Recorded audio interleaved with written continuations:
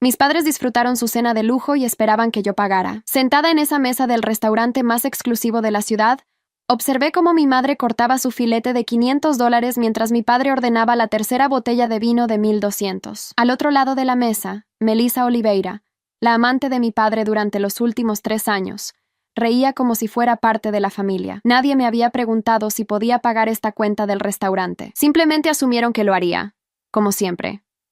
Mi madre levantó su copa de champán y sonrió con esa expresión que conocía tan bien, esa mezcla de satisfacción y desprecio que reservaba solo para mí. Marta, querida, qué bueno que finalmente pudiste venir.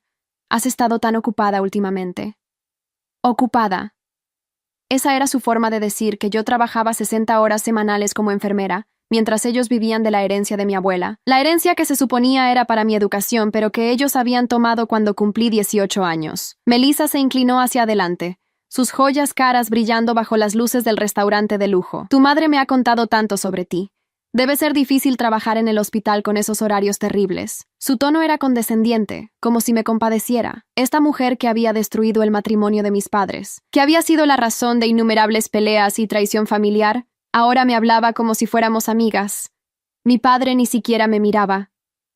Estaba demasiado ocupado mirando el menú de postres, calculando cuánto más podía ordenar. Alberto Ferreira, el hombre que me había enseñado que el dinero era lo más importante en la vida, que me había hecho sentir insignificante cada vez que no podía comprarme ropa de marca cuando era adolescente. Ahora gastaba miles en una cena sin pestañear. El mesero se acercó con la sonrisa profesional de alguien acostumbrado a servir a los ricos. ¿Desean ordenar postre? Mi madre asintió inmediatamente. Sí, traiga el soufflé de chocolate para 3 y el tiramisú. También otra botella del vino tinto que trajiste antes. Sentí mi estómago apretarse. 3 postres. Otra botella. La cuenta ya debía estar cerca de los $4,000. ¿Y para usted, señorita?, preguntó el mesero mirándome. No, gracias, estoy bien. Pero Marta, insistió mi madre, debes probar algo. Es un restaurante tan elegante. No todos los días cenamos en un lugar así. No todos los días. Como si esto fuera un evento especial, una ocasión para celebrar. Pero yo sabía la verdad.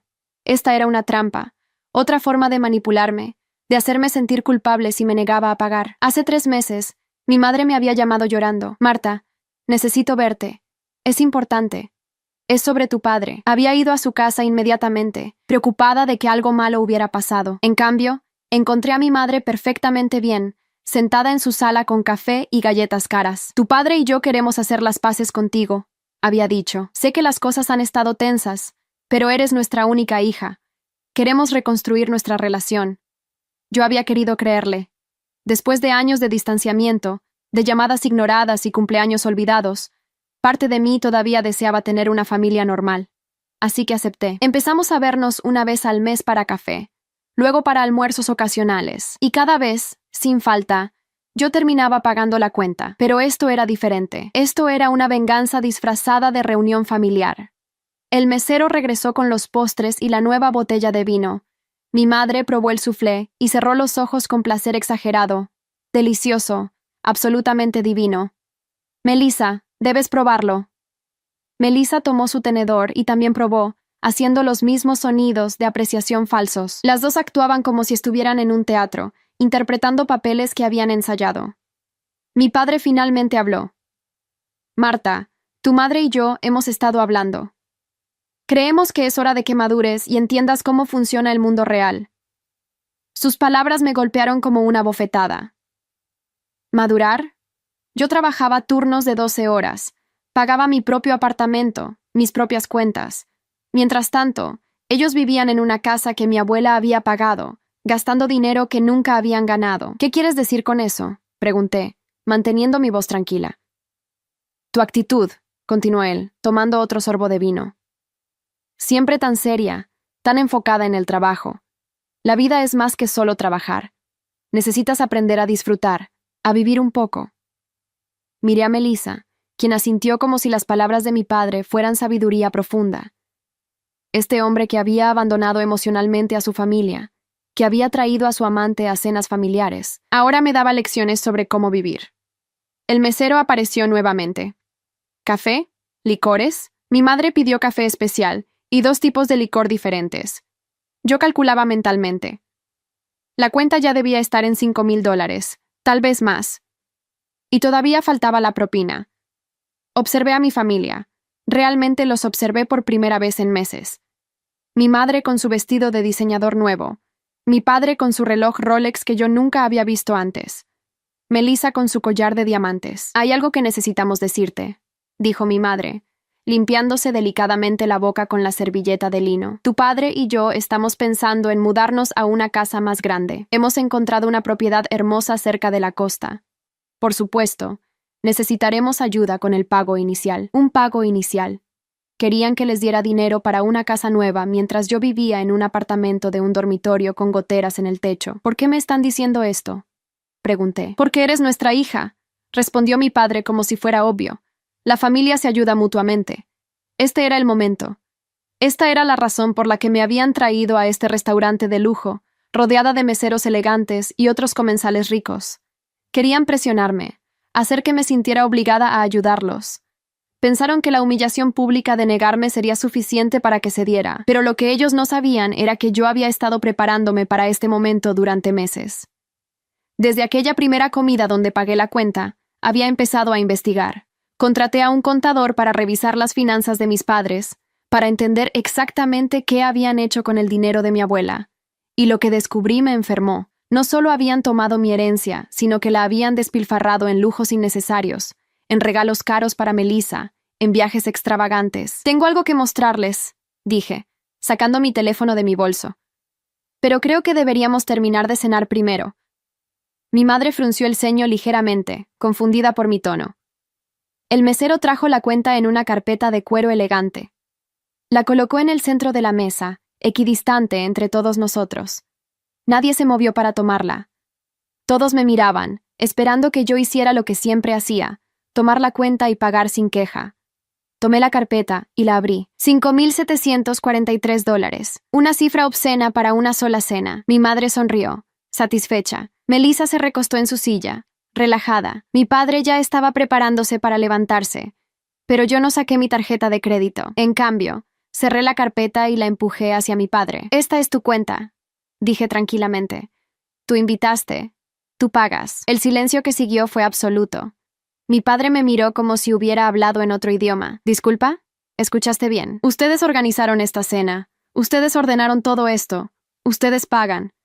Mi madre se rió nerviosamente. «Marta, no seas ridícula. Siempre compartes los gastos familiares». «No, mamá. Yo siempre pago los gastos familiares. Hay una diferencia». La cara de mi padre se puso roja. «Esto es inaceptable. Somos tus padres. Nos debes respeto». ¿Respeto? Mi voz subió ligeramente, como el respeto que me mostraron cuando tomaron los $120,000 que mi abuela dejó para mi educación universitaria, como el respeto que me mostraron cuando me dijeron que no había dinero para la universidad, pero compraron un auto deportivo 3 meses después. La atmósfera en la mesa cambió instantáneamente. Mi madre palideció. Melissa dejó de sonreír. Mi padre se quedó completamente quieto. Saqué una carpeta de mi bolso, la misma carpeta que había estado llevando durante semanas, esperando el momento perfecto. Dentro había registros bancarios, extractos de cuenta, documentos legales. Todo documentaba cómo mis padres habían manejado la herencia que legalmente me pertenecía. Les mostré el primer documento. Este es el testamento de la abuela Ana. Claramente establece que los $120,000 eran para mi educación, no para que ustedes los gastaran. Mi madre intentó interrumpir, pero levanté mi mano. «No he terminado». Les mostré el siguiente documento. Extractos bancarios de hace 14 años. Aquí pueden ver cómo transfirieron todo el dinero a su cuenta personal 3 semanas después de que la abuela muriera. Yo tenía 18 años. Legalmente, ese dinero debía ir a un fideicomiso hasta que cumpliera 21. «Nosotros somos tus padres», balbuceó mi padre. «Teníamos derecho a administrar ese dinero». «¿Administrar?» Saqué más papeles. «Aquí hay recibos de un crucero a Europa de $20,000. Aquí, un auto Mercedes de $45,000. Aquí, renovaciones de la casa que costaron $30,000. Esto no fue administración, fue robo». La palabra robo resonó en el restaurante silencioso. Otros comensales empezaron a mirar en nuestra dirección. «Marta, baja la voz», siseó mi madre. «Estás haciendo una escena». «Una escena». Ella estaba preocupada por hacer una escena después de años de traición familiar, después de todo lo que me habían hecho. Todavía le preocupaba su imagen pública. Continué sacando documentos, y aquí están los registros de los últimos 3 años. Cenas como esta, viajes, regalos caros para Melissa, todo pagado con dinero que debería haber sido mío. Calculé el total. $180,000 gastados en lujos, mientras yo trabajaba 2 empleos para pagar la escuela de enfermería. Mi padre finalmente encontró su voz. ¿Nos has estado investigando? ¿Qué clase de hija hace eso? El tipo de hija que se cansa de ser usada, respondí. El tipo de hija que finalmente entiende que su familia solo la busca cuando necesita dinero. Melissa intentó intervenir, su voz suave y manipuladora. Marta, cariño, creo que estás malinterpretando las cosas. Tus padres te aman, solo querían darte una buena vida. La miré directamente por primera vez en toda la noche. Tú no hablas aquí, Melissa. Tú eres la amante de mi padre, la mujer que ayudó a destruir lo que quedaba de esta familia. No tienes voz en esta conversación. Su cara se puso blanca como el papel. Mi madre se levantó a medias de su silla. No le hables así. Ella es nuestra invitada. Exactamente. Tu invitada. No la mía. Y sin embargo, esperaban que yo pagara por su cena también. El mesero se acercó nerviosamente, claramente incómodo con la tensión en la mesa. ¿Hay algún problema con la cuenta? Mi padre lo miró y luego miró la carpeta de cuero. Sacó su billetera lentamente, sus manos temblando ligeramente. Cuando la abrió, vi que solo tenía unos pocos billetes. Tal vez $300 en efectivo. No era suficiente ni para cubrir una 10ª parte de la cuenta. No tengo suficiente efectivo, admitió finalmente. Entonces usa tu tarjeta de crédito, sugerí. Mi madre intervino rápidamente. Marta, por favor. Sabes que estamos pasando por un momento difícil financieramente. Esta cena era para celebrar, para reconectar como familia. Y pensaron que la mejor forma de reconectar era traerme a un restaurante carísimo y dejarme con la cuenta, dije. Igual que siempre. Igual que todo lo demás en mi vida. Siempre yo pagando. Siempre yo sacrificándome. Pero aquí está la cosa, continué, sintiendo una extraña sensación de liberación. Yo también investigué sus finanzas actuales. Sé que vendieron la segunda propiedad que compraron con mi dinero el año pasado. Ganaron $200,000 con esa venta. Sé que tienen 3 cuentas bancarias con un total de $75,000. No están pasando por un momento difícil. Solo son avaros. El silencio después de mis palabras fue ensordecedor. Mi padre cerró su billetera lentamente. Tú no entiendes cómo funciona el dinero adulto. Tenemos inversiones, obligaciones. No, papá. Yo entiendo perfectamente. Entiendo que robaron mi futuro para financiar su presente. Entiendo que me mintieron durante 14 años. Y entiendo que esta cena fue solo otro intento de manipulación. Mi madre tenía lágrimas en los ojos ahora, pero yo no sentía compasión. Había aprendido que sus lágrimas eran tan falsas como todo lo demás. Saqué el último documento de mi carpeta. Esta es una carta de mi abogado. Estoy demandándolos por el dinero que me robaron. Más intereses. El total llega a $230,000. Tienen 30 días para responder antes de que esto vaya a corte. Las lágrimas de mi madre se convirtieron en sollozos dramáticos. No puedes hacernos esto. Somos tu familia. Ustedes dejaron de ser mi familia cuando decidieron que el dinero era más importante que yo. Respondí, levantándome de la mesa. Recogí mi bolso y mi abrigo. En cuanto a esta cuenta del restaurante, es toda suya.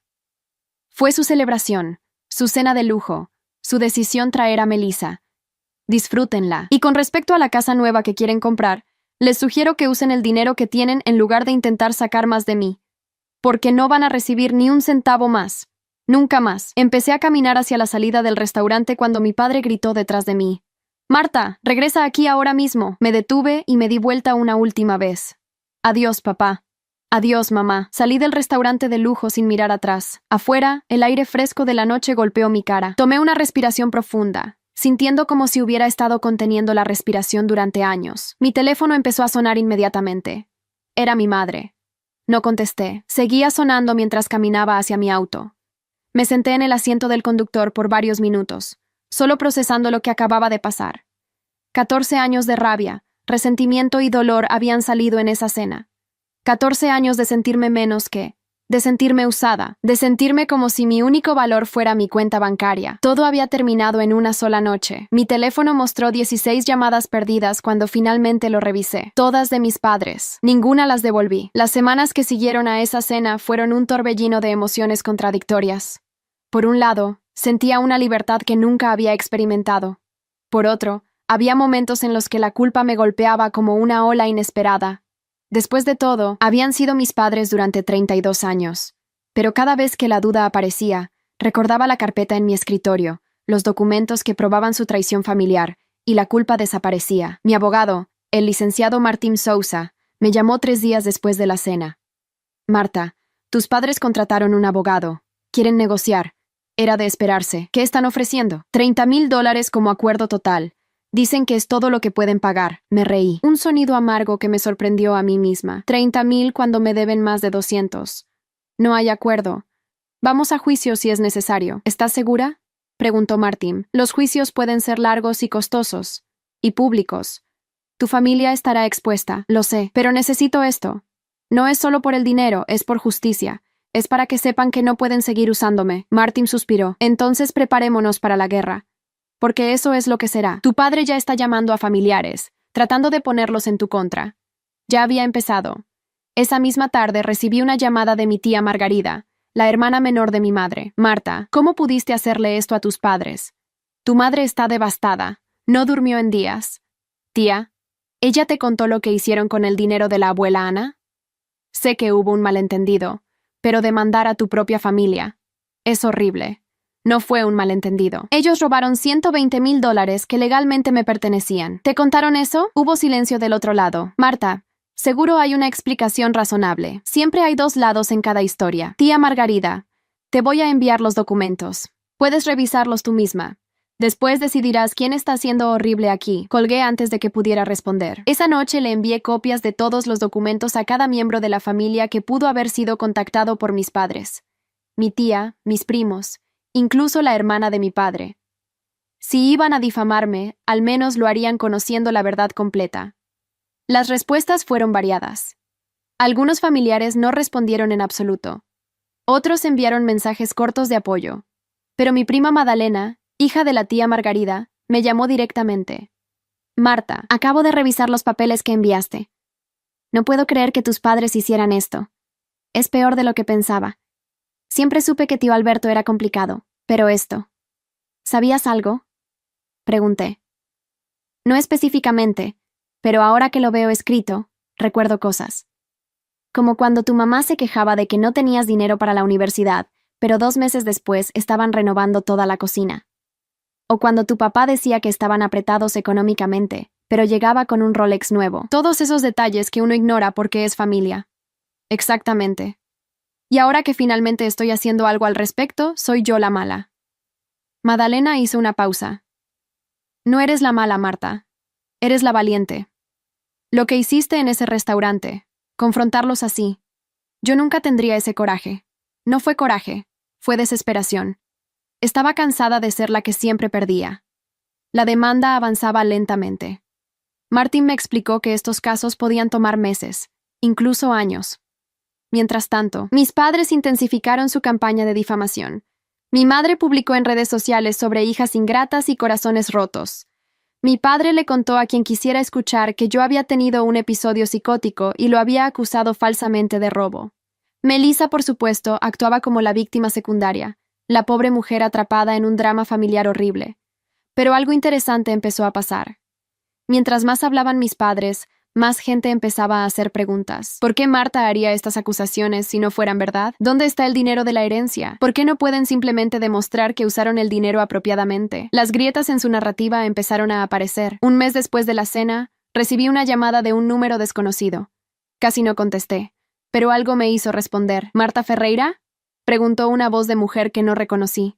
Sí, ¿quién habla? Mi nombre es Andrea Gómez. Trabajo, o mejor dicho, trabajaba, como contadora para tu padre. Necesito hablar contigo.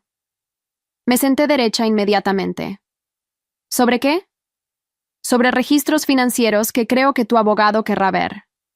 Registros que muestran exactamente qué hicieron con el dinero de tu abuela. Y otras cosas. cosas que podrían fortalecer significativamente tu caso. Nos encontramos al día siguiente en una cafetería discreta al otro lado de la ciudad. Andrea resultó ser una mujer de unos 40 años, con apariencia profesional pero ojos cansados. Renuncié hace 2 semanas, me dijo apenas nos sentamos. Tu padre me pidió que alterara algunos registros financieros antes de que fueran entregados a los abogados. Yo me negué.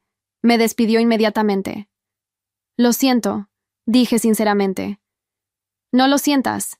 Fue la excusa que necesitaba para salir de ahí. Tu padre es... Hizo una pausa, buscando las palabras correctas. Él es corrupto, terminó finalmente. No solo con tu dinero. He visto cómo opera durante 5 años. Evasión de impuestos, facturas falsas, cuentas ocultas. Pensé que solo era astuto con los negocios, pero cuando me pidió que mintiera sobre la herencia de tu abuela, supe que tenía que hablar. Sacó una memoria USB de su bolso. Aquí está todo. 5 años de registros financieros completos. Copias de los originales antes de que él intentara modificarlos. Correspondencia por correo electrónico donde discute cómo ocultar activos. ¿Por qué estás haciendo esto?, pregunté, tomando la memoria USB. Porque tengo una hija de tu edad, y si alguien le hiciera a ella lo que tus padres te hicieron a ti, yo querría que alguien la ayudara. Además, lo que tu padre está haciendo es ilegal. No solo moralmente incorrecto, sino criminalmente ilegal. Y es hora de que enfrente consecuencias. Le agradecí y inmediatamente llevé la memoria USB a Martín. Cuando él revisó el contenido, su expresión cambió de curiosa a seria a absolutamente sorprendida. Marta, esto es oro, dijo finalmente. Esto no solo prueba tu caso sobre la herencia, sino que expone evasión fiscal, fraude. Tu padre podría enfrentar cargos criminales. ¿Eso ayuda a mi caso? Ayuda enormemente. Con esto podríamos no solo recuperar tu dinero, sino también daños punitivos. Y si tu padre quiere evitar ir a prisión, tendrá que negociar seriamente. La venganza que yo no sabía que necesitaba estaba tomando forma. Esa noche, mientras revisaba los archivos que Andrea me había dado, vi la profundidad completa de la deshonestidad de mis padres. No solo habían robado mi herencia, habían creado todo un sistema de mentiras financieras. Cuentas bancarias en paraísos fiscales, propiedades registradas bajo nombres falsos, ingresos no reportados de rentas de propiedades que habían comprado con mi dinero. Era abrumador, y todo mientras me sermoneaban sobre responsabilidad y madurez. Encontré algo particularmente perturbador en los archivos.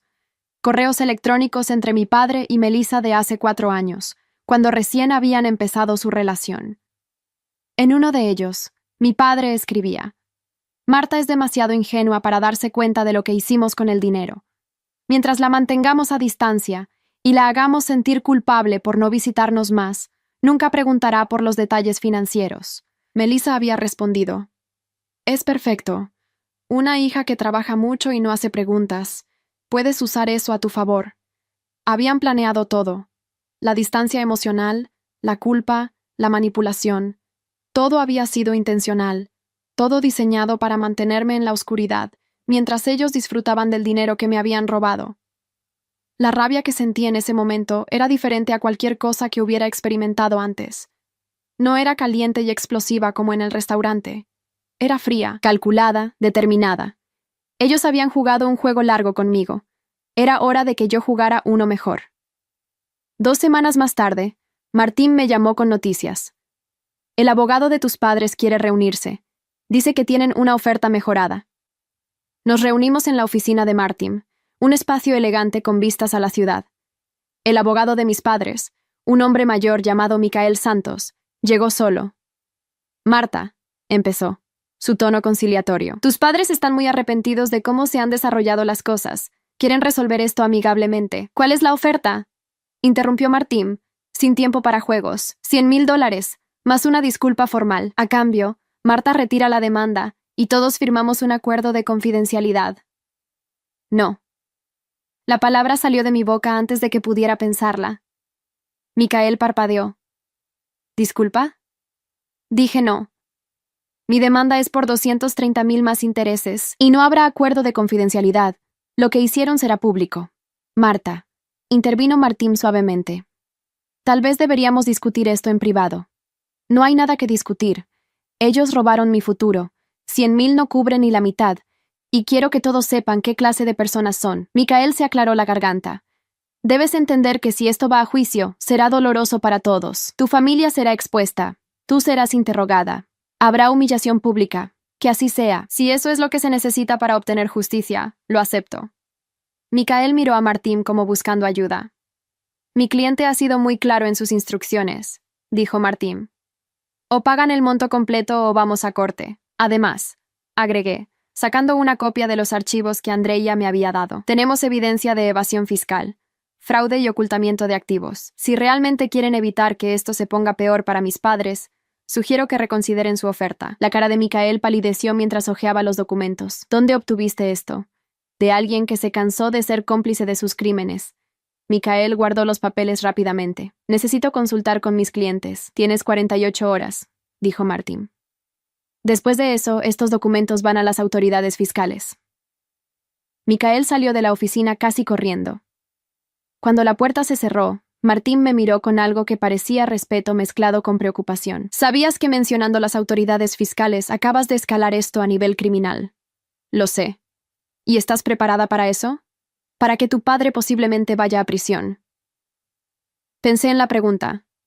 Pensé en todos los años que había trabajado doble turno para pagar la escuela. Pensé en las noches que había llorado porque no podía pagar libros de texto. Pensé en cómo me habían hecho sentir pequeña, insignificante, egoísta por querer lo que legalmente me pertenecía. Sí, respondí finalmente. Estoy preparada, porque esto nunca fue solo sobre el dinero. Es sobre enviar un mensaje de que las acciones tienen consecuencias, incluso cuando las cometen tus padres. Martín asintió lentamente. Entonces terminemos esto. Las 48 horas pasaron sin respuesta de Micael. Fiel a su palabra, Martín presentó los documentos a las autoridades fiscales. También presentó una moción en corte para acelerar el proceso de la demanda civil, argumentando que había riesgo de que mis padres ocultaran más activos. 3 días después, mi padre fue contactado por el Servicio de Impuestos para una auditoría completa. Una semana después, recibieron citaciones para comparecer ante un gran jurado que investigaba posible fraude fiscal. El castillo de naipes que habían construido estaba colapsando, y yo, que había pasado años sintiendo que no merecía nada, ahora estaba viendo cómo finalmente enfrentaban las consecuencias de sus actos. Mi teléfono sonó a medianoche. Era un número que no tenía guardado, pero reconocí. Mi madre. Contesté. Marta. Su voz sonaba quebrada, desesperada. Por favor, tienes que detener esto. Tu padre está enfermo del estrés. Los abogados nos están cobrando una fortuna. Vamos a perder la casa. Todo. Ustedes ya perdieron mi respeto hace años, respondí con calma. Ahora solo están perdiendo el dinero que nunca debieron tener. Por favor, sollozó. Somos tus padres. Cometimos errores, pero no merecemos esto. ¿Y yo merecía trabajar 16 horas al día mientras ustedes gastaban mi herencia en lujos? Tú eres joven, puedes recuperarte. Nosotros somos viejos. Esto nos destruirá. Entonces tal vez debieron pensarlo antes de robarme. Colgué. Mi mano temblaba ligeramente, pero no sentía arrepentimiento. Solo una extraña sensación de paz. Esa llamada fue la última comunicación directa que tuve con mi madre durante meses. Todo lo demás pasó a través de abogados. La demanda civil avanzó rápidamente una vez que el juez vio la evidencia. El caso criminal se movió más lento, pero se movió. Mientras tanto, algo inesperado comenzó a pasar. Otras personas empezaron a contactarme. Un primo lejano que mi padre había estafado en un negocio inmobiliario. Una ex socia de negocios de mi madre que había perdido dinero en una inversión fraudulenta. Un antiguo empleado que nunca recibió su liquidación completa. Todos con historias similares. Todos víctimas del mismo patrón de comportamiento. Martín sugirió que algunos de ellos podrían unirse como demandantes adicionales. Fortalecería nuestro caso y demostraría un patrón de conducta. ¿Cuántos? Pregunté. Hasta ahora, 5. Pero probablemente habrá más una vez que la noticia se haga pública. 5 personas más que mis padres habían usado y descartado. 5 familias más afectadas por su codicia. De repente mi caso personal se sentía como algo más grande, como si estuviera no solo luchando por mí misma, sino por todos los que habían sido víctimas de su manipulación. Acordé que los otros demandantes se unieran al caso. El juicio estaba programado para 6 meses después. Durante ese tiempo, la vida de mis padres se desmoronó públicamente. Mi padre perdió su licencia de contador mientras la investigación criminal continuaba. Mi madre tuvo que conseguir un trabajo por primera vez en 20 años. Terminó trabajando en una tienda departamental. Melissa, inteligentemente, desapareció en cuanto las cosas se pusieron difíciles. Aparentemente su amor por mi padre no era tan fuerte cuando el dinero se acabó. Tuvieron que vender la casa, la que mi abuela había ayudado a pagar. Se mudaron a un apartamento pequeño en un barrio modesto. Vendieron el Mercedes, el auto deportivo, las joyas caras. Todo para pagar abogados y prepararse para lo que venía. Y yo observaba todo desde lejos, sin sentir pena, solo satisfacción fría de que finalmente estaban experimentando una fracción de lo que me habían hecho sentir durante años. Una noche, Madalena vino a visitarme. Llevaba una botella de vino y una expresión seria. «Hay algo que necesitas saber», dijo después de que nos sentamos. «Tu mamá llamó a mi mamá llorando. Dice que van a perder todo, que no tienen dinero ni para comida. Está pidiendo que la familia haga una colecta para ayudarlos». «¿Y?», pregunté, mi voz neutral. Mi mamá le dijo que no. Le dijo que esto era consecuencia de sus propias acciones y que tenía que enfrentarlo. Estoy orgullosa de ella. «Mira, no te voy a decir que detengas la demanda», continuó Madalena, «pero necesito saber. ¿Hasta dónde estás dispuesta a llegar? ¿Hasta dónde quiero llegar? Hasta el final. Hasta que paguen cada centavo que deben. Hasta que enfrenten consecuencias reales por lo que hicieron. No solo a mí, sino a todos los demás también». Madalena asintió lentamente. «Solo quería asegurarme de que sabías lo que estabas haciendo. Porque una vez que esto termine, no hay vuelta atrás. Tu relación con ellos estará permanentemente rota. Esa relación se rompió hace 14 años cuando decidieron que el dinero era más importante que mi futuro», respondí. «Yo solo estoy finalizando lo que ellos empezaron». El día del juicio finalmente llegó. Era un martes lluvioso de noviembre. Me puse mi mejor traje profesional, uno que había comprado específicamente para esta ocasión. Quería verme exitosa, capaz, todo lo que ellos habían intentado impedir que fuera. Martin me recogió temprano. Cuando llegamos a la corte, había más gente de la que esperaba. Los otros demandantes estaban ahí con sus propios abogados. Varios miembros de la familia vinieron a apoyarme, incluyendo Madalena y sorprendentemente la tía Margarida. Y por supuesto, estaban mis padres. Los vi a través de las puertas de vidrio antes de entrar. Se veían diferentes, más viejos, más pequeños. Mi padre había perdido peso, su traje le quedaba flojo. Mi madre no llevaba maquillaje, su cabello estaba gris en las raíces. Por un segundo, solo un segundo, sentí algo parecido a la lástima, pero entonces recordé los correos electrónicos, las conversaciones donde planeaban mantenerme ignorante, la forma en que habían celebrado su engaño, y la lástima desapareció. El juicio fue técnico y largo. Se presentaron documentos, se llamaron testigos, se argumentaron puntos legales. Andrea testificó sobre los registros financieros alterados. Un auditor forense explicó exactamente cómo mis padres habían ocultado activos. Cada uno de los otros demandantes contó su historia de cómo habían sido engañados, y finalmente me tocó a mí. Subí al estrado con las piernas temblando, pero la voz firme. El abogado de mis padres intentó pintarme como una hija vengativa, alguien con motivaciones cuestionables, pero Martín había preparado bien mi testimonio. «Señorita Ferreira», dijo Martín, dirigiéndose a mí formalmente para el registro de la corte. «¿Puede explicar cómo descubrió que el dinero de su herencia había sido mal utilizado?» «Empecé a recibir cartas de la universidad sobre becas no reclamadas», expliqué. «Becas que se habían ofrecido basándose en que yo tenía fondos de herencia disponibles. Cuando pregunté a mis padres sobre esto, me dijeron que no había herencia, que la abuela no había dejado nada. Pero yo recordaba el funeral. Recordaba que la gente mencionaba el dinero que ella había dejado para mi educación. ¿Qué hizo entonces? Contraté a un investigador privado para revisar los registros públicos. Descubrí que había habido una herencia sustancial que había sido transferida a la cuenta de mis padres, y que nunca llegó a mí». ¿Confrontó a sus padres con esta información? Sí. Ellos dijeron que habían usado el dinero para criarme, para darme una buena vida. Pero cuando les pedí registros, facturas, cualquier prueba de que el dinero se había gastado en mí, no pudieron proporcionar nada, porque no lo habían hecho. El abogado de mis padres se levantó para su turno. «Señorita Ferreira, ¿no es cierto que sus padres la criaron, la alimentaron, la vistieron durante 18 años? ¿No le deben nada por eso?» «Ese es el trabajo de los padres», respondí con calma. «Nadie les obligó a tenerme, y criar a un hijo no les da derecho a robar su herencia». El abogado frunció el ceño. «La palabra robar es muy fuerte. ¿Cómo más llamaría a tomar dinero que legalmente me pertenecía sin mi conocimiento o permiso? El abogado no tenía respuesta. Después de 3 días de testimonios, el juez se retiró para deliberar. Nos dijeron que el veredicto podría tomar semanas. Martin me advirtió que no me hiciera ilusiones, que casos civiles como este eran impredecibles. Pero yo estaba en paz. Había dicho mi verdad. Había presentado la evidencia. El resto estaba fuera de mi control. 10 días después, recibí la llamada. El juez había tomado una decisión. Marta, la voz de Martín sonaba triunfante. Ganamos. Todo. ¿Todo? El monto completo de 230,000 más intereses. Además, el juez ordenó daños punitivos adicionales de 50,000 por conducta fraudulenta y ordenó que tus padres pagaran los costos legales de ambos lados. El total es casi $320,000. Me senté lentamente, procesando las palabras. Habíamos ganado. Había ganado. Después de meses de pelea, de noches sin dormir, de ser llamada hija terrible por medio mundo, había ganado. ¿Y los otros demandantes? Pregunté. También ganaron sus casos.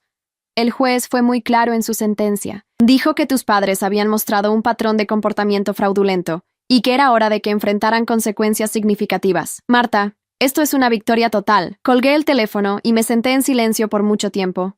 No sentía euforia ni celebración, solo un profundo sentido de cierre, como si un capítulo horrible de mi vida finalmente se hubiera cerrado. Esa noche, por primera vez en meses, dormí profundamente sin pesadillas. La ejecución del fallo tomó tiempo. Mis padres intentaron apelar, pero el juez había sido tan minucioso en su decisión que no había bases reales para la apelación. Tuvieron que vender todo lo que les quedaba para empezar a pagar. La casa de lujo que habían soñado nunca se materializó. En cambio, terminaron en un apartamento de 2 habitaciones, trabajando ambos por primera vez en décadas, cada centavo yendo a pagar la deuda que me debían.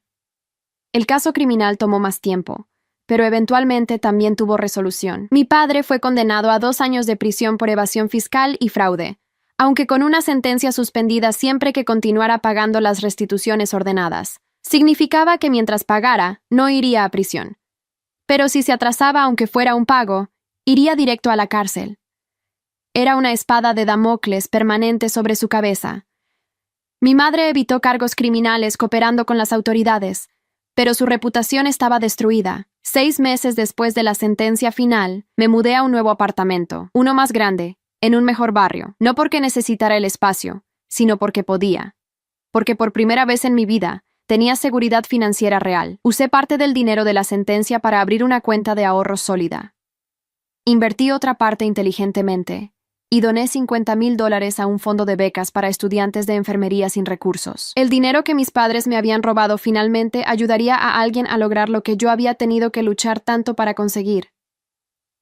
Una tarde, casi un año después del juicio, estaba en el supermercado cuando los vi. Mis padres juntos, comprando en la sección de ofertas. Mi padre empujaba el carrito, mi madre revisaba cupones. Se veían cansados, ordinarios. Ya no había rastro de la pareja arrogante que había celebrado en ese restaurante de lujo, esperando que yo pagara la cuenta. Por un momento consideré acercarme, decir algo, pero no tenía nada que decirles. Seguí caminando, y ellos nunca me vieron. Esa noche, Madalena me invitó a cenar. Fuimos a un restaurante modesto, nada lujoso. Durante la cena, ella mencionó casualmente que había visto a mis padres. Están trabajando ambos ahora. Tu papá en una oficina de contabilidad pequeña, tu mamá todavía en la tienda. Apenas les alcanza para vivir después de hacer los pagos mensuales. ¿Cómo te sientes al respecto?, preguntó cuidadosamente. Honestamente, no siento nada. No estoy feliz de verlos sufrir, pero tampoco siento culpa. Hicieron sus elecciones. Yo hice las mías. Madalena asintió. Para lo que vale, creo que hiciste lo correcto. No solo por ti, sino por todos los demás que ayudaste sin saberlo. Esos otros demandantes, ellos también obtuvieron justicia gracias a ti. ¿Sabes lo que es lo más extraño?, dije después de un momento. Pasé toda mi vida queriendo que me vieran, que me valoraran, que me trataran como si importara. Y ahora que finalmente tengo todo eso, me doy cuenta de que nunca necesité que viniera de ellos. Podía dármelo a mí misma. 2 años después de la sentencia, los pagos finales fueron hechos. Recibí un cheque final de mi padre con una nota breve. Deuda saldada. Nada más. No disculpa, no explicación, solo confirmación de que la obligación legal había terminado. Guardé la nota en la misma carpeta con todos los otros documentos del caso. Un recordatorio de cómo había llegado hasta aquí. Y luego cerré la carpeta y la guardé en el fondo de un cajón. Ya no la necesitaba. Mi vida había seguido adelante. Me ascendieron a supervisora de enfermería en el hospital. Conocí a alguien, un médico bueno y honesto llamado Mauro, que me trataba con respeto y amor genuino. Compramos una casa juntos, una pequeña pero acogedora en las afueras de la ciudad, y por primera vez en mi vida, entendí lo que se sentía tener una familia real, una construida en honestidad en lugar de manipulación. Ocasionalmente veía actualizaciones sobre mis padres a través de conocidos mutuos. Todavía estaban juntos, todavía trabajando, todavía viviendo con las consecuencias de sus acciones. Melissa, curiosamente, se había casado con alguien rico poco después de que todo colapsara. Aparentemente su capacidad para encontrar hombres con dinero no había disminuido. Pero esa ya no era mi historia. Yo había cerrado ese capítulo y escrito uno nuevo. Uno donde yo era la heroína, no la víctima. Uno donde las acciones tenían consecuencias y la justicia, aunque tardía, eventualmente llegaba. La última vez que alguien me preguntó si lamentaba haber demandado a mis padres, mi respuesta fue simple y honesta. No lamento buscar justicia, lamento que haya sido necesario, pero dada la elección entre ser usada para siempre o defenderme, elegiría defenderme cada vez, porque al final, la traición familiar más grande no fue que ellos me robaran dinero. Fue que me robaran años de mi vida haciéndome creer que no merecía mejor. Y eso era imperdonable. Hoy miro hacia atrás sin arrepentimientos. Aquella cena en el restaurante de lujo donde me negué a pagar la cuenta no fue el final de mi relación con mis padres. Fue el comienzo de mi relación conmigo misma. El comienzo de entender mi valor, mi derecho a ser tratada con respeto, mi capacidad de buscar justicia cuando me hacen daño. Y aunque el precio fue alto, perdiendo a mi familia de nacimiento, gané algo mucho más valioso. Me gané a mí misma. La venganza, descubrí, no es solo sobre castigar a quien te hizo daño. Es sobre recuperar el poder que te quitaron. Es sobre demostrar primero a ti mismo y luego al mundo que no serás definido por lo que otros te hicieron, sino por cómo respondiste. Y yo respondí con fuerza, con evidencia, con determinación inquebrantable, no con odio, sino con la búsqueda fría y calculada de lo que era justo. Mis padres nunca entendieron eso. Hasta el final, hasta ese último cheque con esa nota breve, nunca admitieron verdaderamente lo que habían hecho. Nunca pidieron perdón genuino. Y está bien, porque yo no necesitaba su disculpa para seguir adelante. No necesitaba su reconocimiento para sanarme. Solo necesitaba saber que había hecho todo lo posible por defenderme y que cuando tuve que elegir entre mantener la paz familiar o mantener mi integridad, elegí la segunda. Esa es la lección que espero compartir con otros que están en situaciones similares. Que defender tu derecho a ser tratado justamente no te hace una mala persona. Que buscar consecuencias para quienes te dañan no te hace vengativo. Te hace humano. Te hace fuerte. Te hace alguien que se respeta a sí mismo lo suficiente como para no aceptar menos de lo que merece. Y en un mundo que constantemente nos dice que perdonemos, olvidemos, mantengamos la paz, a veces el acto más revolucionario es simplemente decir, no. No hasta que haya justicia real, porque la verdadera paz no viene de pretender que no pasó nada. Viene de saber que cuando algo pasó, tuviste el coraje de enfrentarlo, sin importar el costo. Y ese coraje, esa determinación de defender lo correcto incluso cuando es difícil, incluso cuando te hace impopular, incluso cuando significa perder a personas que amas, ese es el verdadero carácter.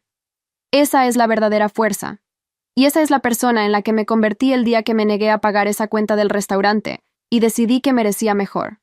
La historia terminó, pero mi vida apenas comenzaba. Una vida construida en mis propios términos, con personas que me valoran genuinamente, con seguridad financiera ganada honestamente, y con la paz que viene de saber que cuando fue necesario, me defendí. Y no hay precio que pueda ponerse a eso. No hay cantidad de dinero. No hay relación familiar. Nada que valga más que el respeto propio que gané al hacer lo correcto, incluso cuando fue lo más difícil que jamás había hecho. Entonces sí, mis padres disfrutaron su cena de lujo y esperaban que yo pagara. Pero al final, fueron ellos quienes pagaron el precio más alto. Y yo finalmente aprendí que a veces, la única forma de ganar es negarse a seguir perdiendo. ¿Qué opinas de esta historia? ¿Crees que Marta hizo lo correcto al demandar a sus padres? ¿Alguna vez has enfrentado una situación donde tuviste que elegir entre la familia y tu propia justicia? Me encantaría leer tu opinión en los comentarios. Si esta historia te impactó, no olvides dejar tu like y suscribirte al canal. Gracias por acompañarme hasta el final.